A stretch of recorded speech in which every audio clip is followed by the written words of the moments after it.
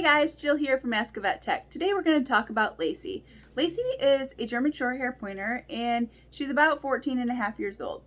Lacey come to live with me under some circumstances and she had a cancerous growth in her eye. As you can see, she's only got one working eye. Her other eye had to come out in a surgery called an enucleation. An enucleation is a surgery where the doctor goes in and removes the eyeball and all of the tissue and everything that is like hooked to the eyeball. The process is actually quite quick and doesn't take a whole lot.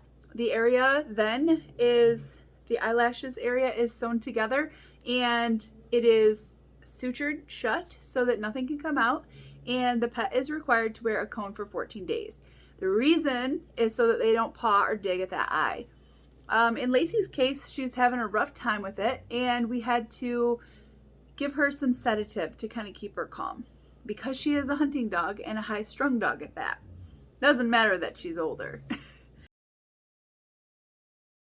I was not prepared for what was going to come after having the eye removed. I had given clients so much information, everything I knew, textbook, everything from the pamphlet, all the things, but no one can prepare you like real life experience. Well, I got home with Lacey. Night one was a breeze. She slept.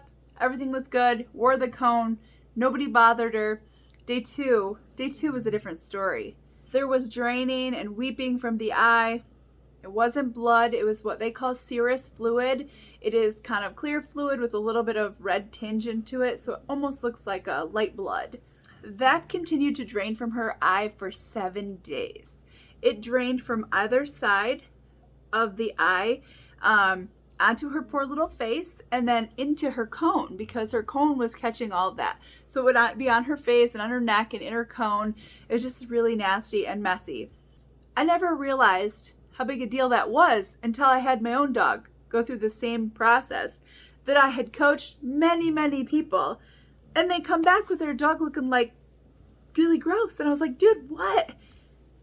So I recommend keeping that area nice and clean. They can get scalding from the wetness on their face. So sort of like diaper rash.